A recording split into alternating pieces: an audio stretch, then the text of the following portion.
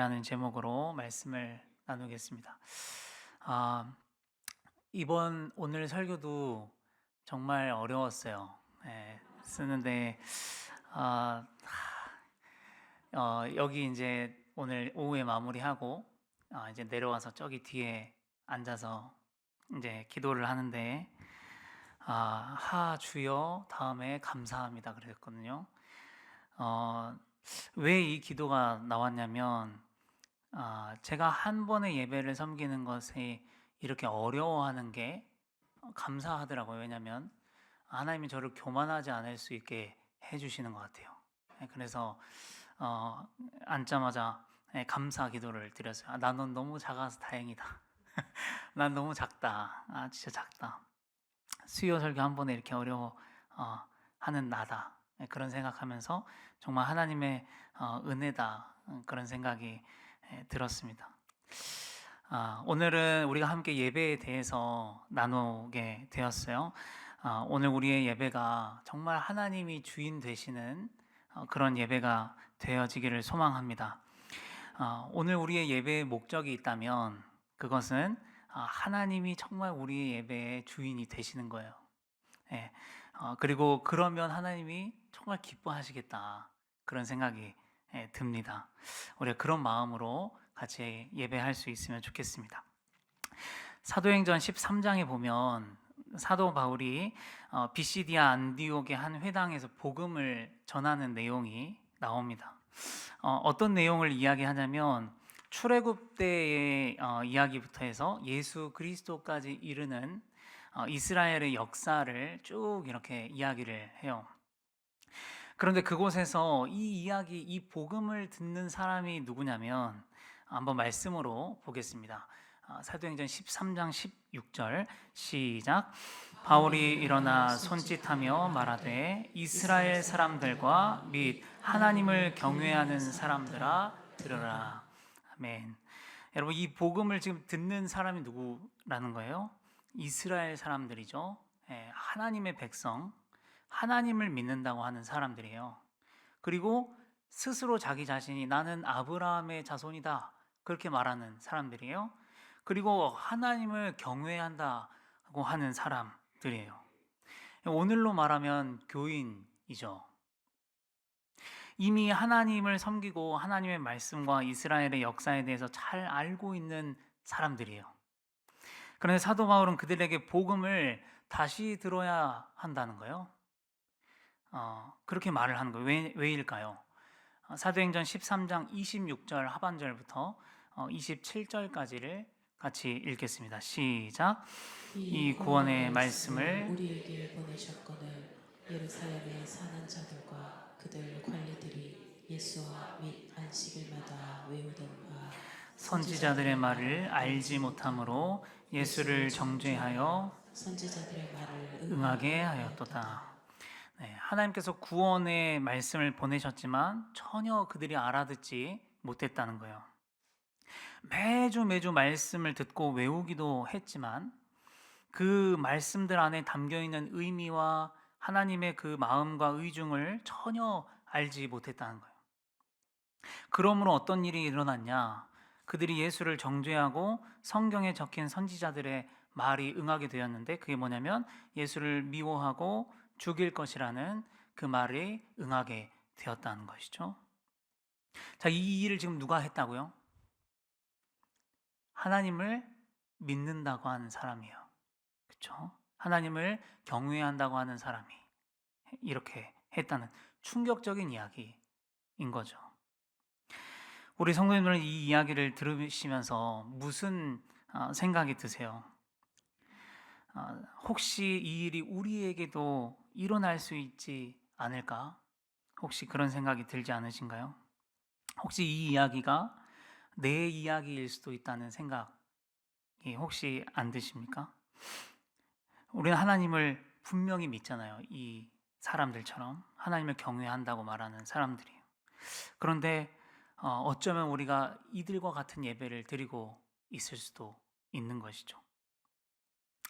오늘 본문은 6월절이 가까웠을 때 예수님께서 성전에 올라가셔서 성전 안에서 행해지는 장사 제사들을 완전히 뒤집어 엎으시는 이야기가 나와요. 노끈으로 채찍을 만들어서 소와 양을 다 내쫓으시고 환전상에 돈을 다 쏟아 버리시고 그 상을 엎어 버리시는 거예요. 여러분, 예수님께서 성경에 이 정도로 화내시는 일이 없거든요. 예수님은 지금 엄청나게 화를 내고 계시는 거예요. 왜 그럴까요? 왜 이렇게 화가 나셨을까? 여러분, 결론부터 말씀드리면 뭐 때문이냐면 그들의 예배 때문이었습니다. 그들이 유월절이라는 예배를, 절기를 지키는 그들의 예배가 도저히 예배라고 봐줄 수가 없는 거예요. 자, 여러분, 유월절이 그러면 어떻게 지켜야 되냐면 출애굽기 12장 5절부터 6절을 읽겠습니다. 시작. 너희 어린 양은 흠없고 1년 된 수컷으로 보되 양이나 염소 중에서 취하고 이달 열나흘까지 간직하였다가 해질 때에 이스라엘 회중이 그 양을 잡고. 네, 보세요. 여기 유월절을 지킬 때 너희는 흠이 없는 제물을 취하되 이달 열 나흔 날까지 간직하였다가 그 다음 잡으라는 거예요. 여러분, 이 말은 무슨 말이냐면 흠 없는 제물을 열 나흔 날이 되도록 계속 흠 없이 보존해야 하는 거예요.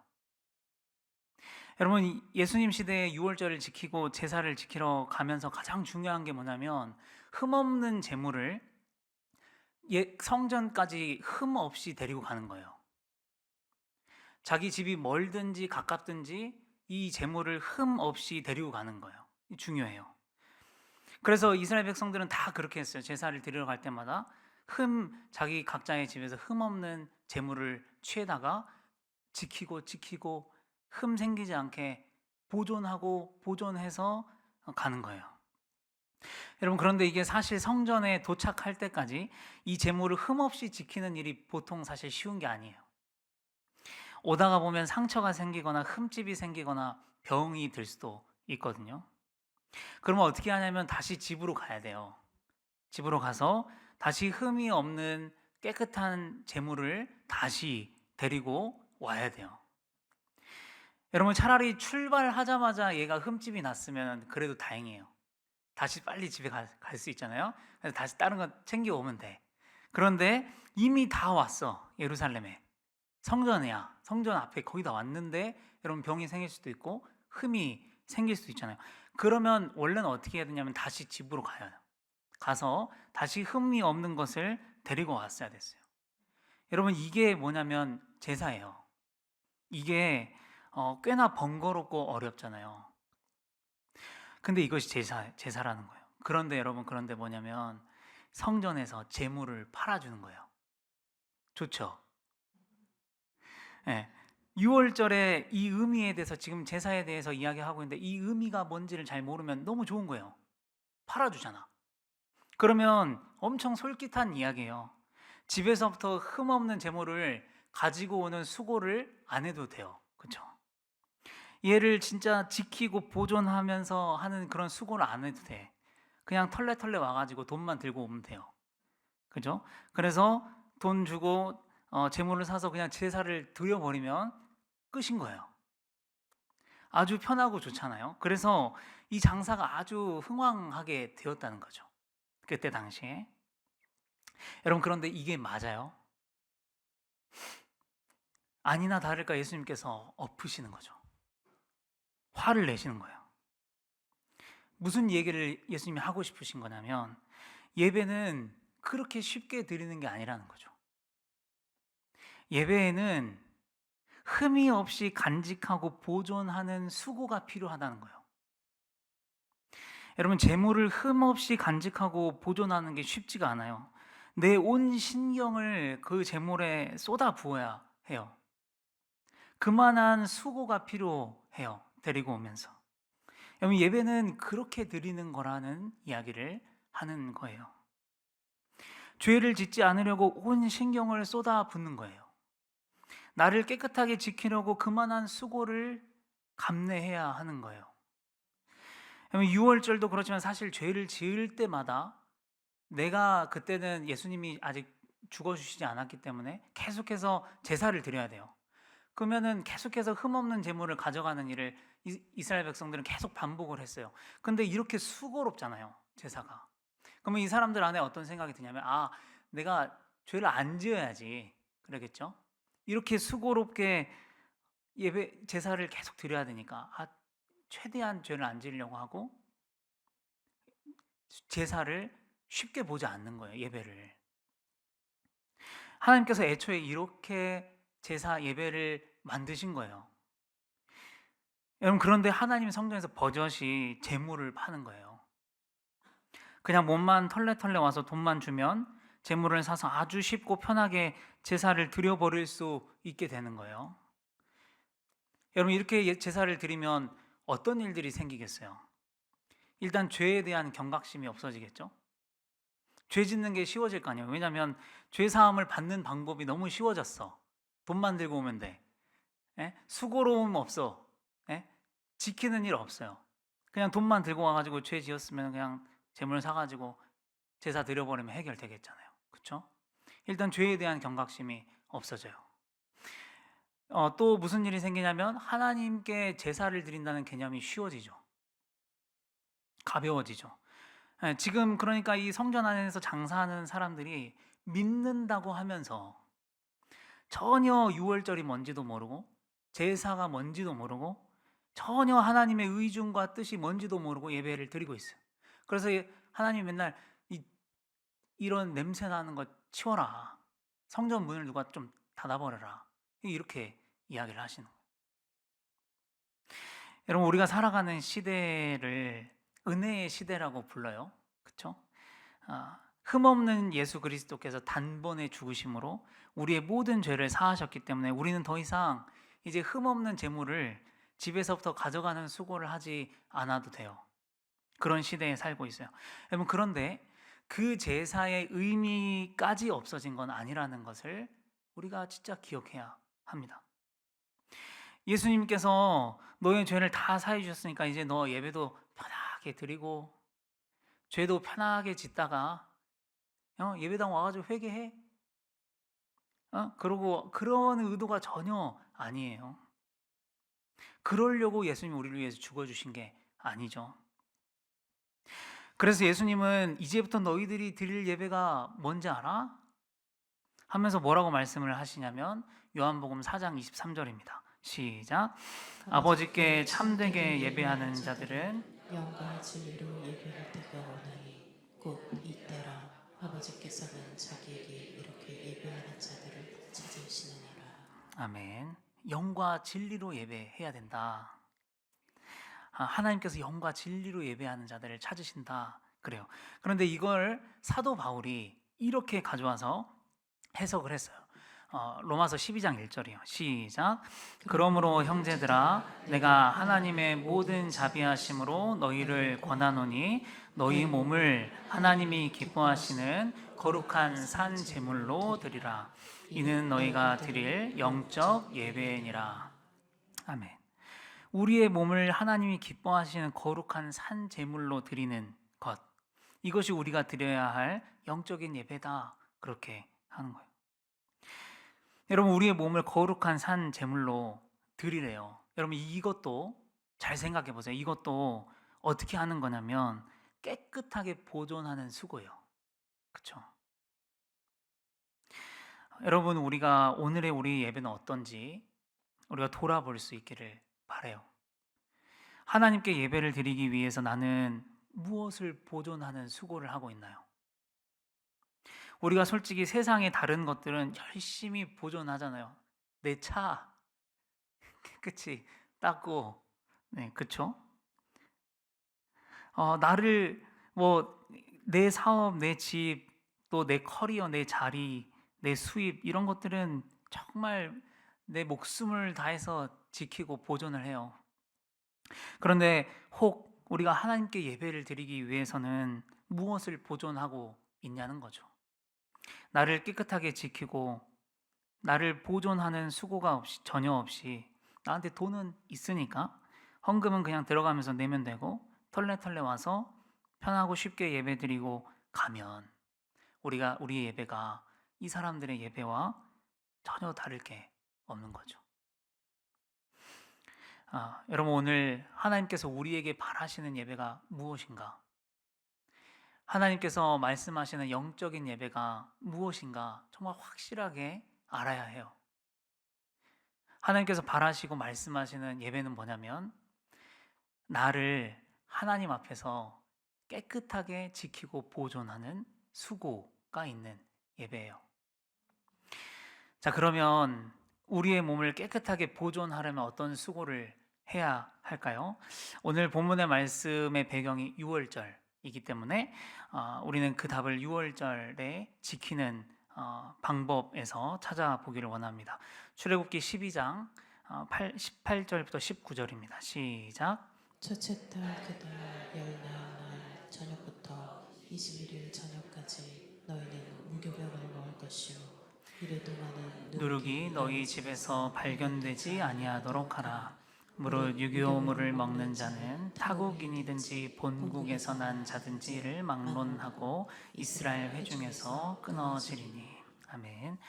하나님께서 유월절을 지키는 이스라엘 백성들에게 절대 누룩이 발견되지 않도록 해라. 그렇죠? 누룩을 제거하고 1회 동안 7일 동안 무교병, 누룩을 넣지 않은 빵을 먹으라고 말씀을 하십니다. 만약 그렇게 하지 않고 누룩을 넣은 빵을 먹을 경우에는 너희들이 그가 누구이든지 이스라엘 회중에서 끊어질 것이다. 그렇게 이야기를 하죠. 그러니까 여러분 유월절을 지키는데 핵심은 뭐냐면 누룩을 제거하는 거예요. 마찬가지예요. 우리의 몸을 깨끗하게 보존하는 그 수고는 어떤 수고냐면 누룩을 제거하는 수고라고 할 수 있겠습니다. 그럼 우리는 어떤 누룩을 제거해야 할까요? 고린도전서 5장 8절입니다. 시작.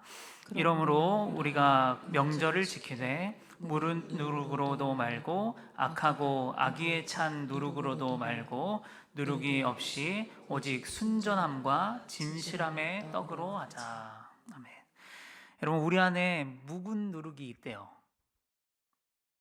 묵은 누룩이 뭐예요? 오래된 거예요. 그렇죠? 오래된 전부터 내가 가지고 있던 죄, 습관이요. 우리 예수를 믿기 전부터 가지고 있었을 수도 있어요. 그런 것들이에요. 여러분 근데 이거는 각자마다 다 달라요. 이 누룩이. 우리 성도님도 어떤 누룩을 가지고 계세요? 어떤 사람은 아직도 제사를 드리고 계실 수 있어요. 어떤 사람은 아직도 운세도 보고 계실 수도 있겠어요. 어떤 사람은 점도 보러 다니실 수도 있겠죠. 어떤 사람은 집에 복이 들어온다는 물건을 가지고 집에다 둘 수도 있겠죠. 이런 무속적인 신앙을 가지고 있을 수도 있죠. 이것도 묵은 누룩이에요. 그렇죠? 또 어떤 사람은 술, 담배는 내가 죽을 때까지는 즐겨야 되겠다. 그렇게 할 수도 있겠죠. 어떤 사람은 여전히 뒷담화를 하실 수도 있겠고요. 모함을 할 수도 있겠고요. 어떤 사람은 계속해서 유흥 문화와 음란한 행동들에서 헤어나오지 못하고 있을 수도 있겠죠. 어떤 사람은 아직도 도벽을 하고 있을 수도 있겠고요. 어떤 사람은 교회 안에서 사기를 치기도 하더라고요. 사람마다 자기가 가진 누룩들이 다 이게 달라요. 근데 우리가 정말 내 몸을 하나님께 받으시는 거룩한 산 제물로 드리고 깨끗하게 보존해서 드리는 예배로 나아가려면 이런 누룩들을 제거해야 하는 것이 그 수고가 필요해요. 수고. 그냥 되는 게 아니에요. 자, 그 다음에 이제 어떻게 나가냐? 오직 순전함과 진실함의 떡으로 하자. 그렇죠? 여러분, 이 순전함과 진실함의 떡으로 하는 것은 우리 안에 묵은 누룩을 없애면 저절로 되는 거죠. 여러분, 우리가 이 순전함과 진실함으로 주님 앞에 나아가지 못하는 이유는 솔직히 그 묵은 누룩 때문이잖아요. 우리 안에 있는 거. 내가 치우기 그렇게 싫어하는 그거 내가 계속 가지고 있으니까 못 나가는 거잖아요. 이걸 치우면 저절로 갈 수 있는 거예요. 여러분, 이게 우리 하나님께서 우리가 드려라고 하는 영적인 예배예요. 그런가 하면 또 오늘 본문에서 나누고 싶은 게 뭐냐면 성전과 예배의 주인에 대한 이야기예요. 오늘 본문에서 유대인들은 성전 안에서 막 재물들을 이렇게 팔고 환전소를 차려가지고 막 사람들이 예배를 드리는 걸 도왔어요. 여러분, 근데 말 그대로 실제로 처음에 이 행위들은 정말로 이 재물을 피차 준비하지 못한 사람들을 위해서 생겼대요.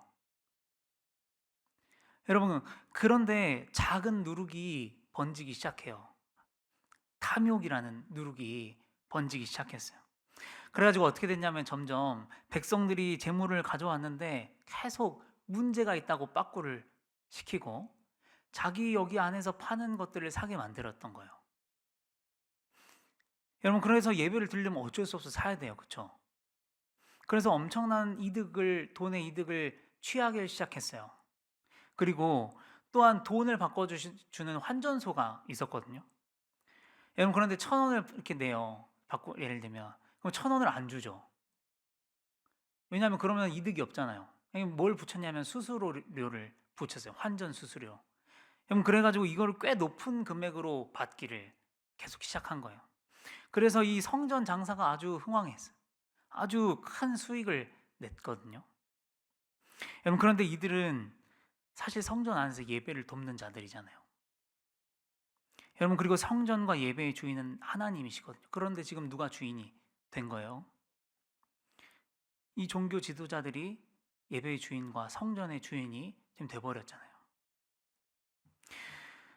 유기성 목사님께서 설교 도중에 들어주셨던 우화 이야기를 하나 해드릴게요. 예전에는 백인 교회와 흑인 교회가 나누어져 있었던 때가 있었어요. 어느 날은 한 흑인이 예배를 드리러 가는데 자기 교회까지는 가는데 시간이 너무 부족한 거예요. 그래서 자기 교회를 가자니 예배를 못 드릴 것 같고 그래서 가까운 백인 교회를 간 거예요. 교회를 들어가니까 예배 안내를 하시는 분이 자기를 못 들어가게 이렇게 막은 것이죠. 여기는 백인들이 예배를 드리는 곳이니까 흑인들이 예배를 드리는 곳으로 가라고 하시면서 막았다는 거죠.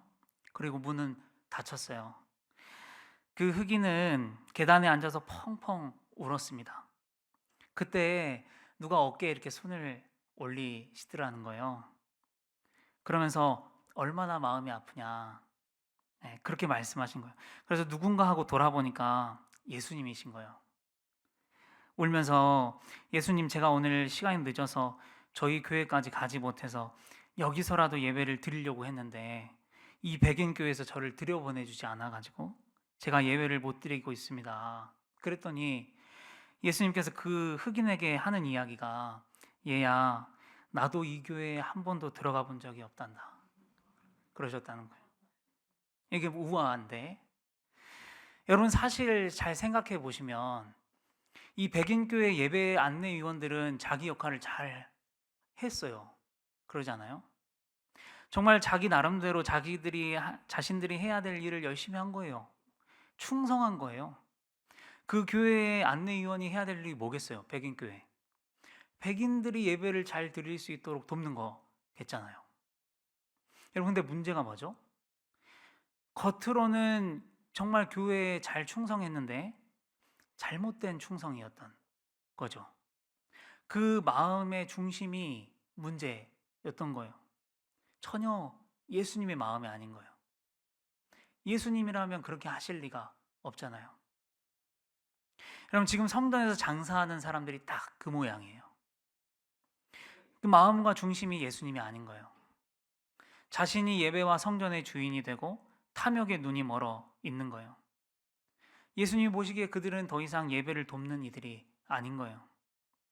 그래서 뭐라고 말씀을 하시냐면, 내 아버지의 집으로 장사하는 집을 만들지 말라, 이렇게 말씀을 하시죠.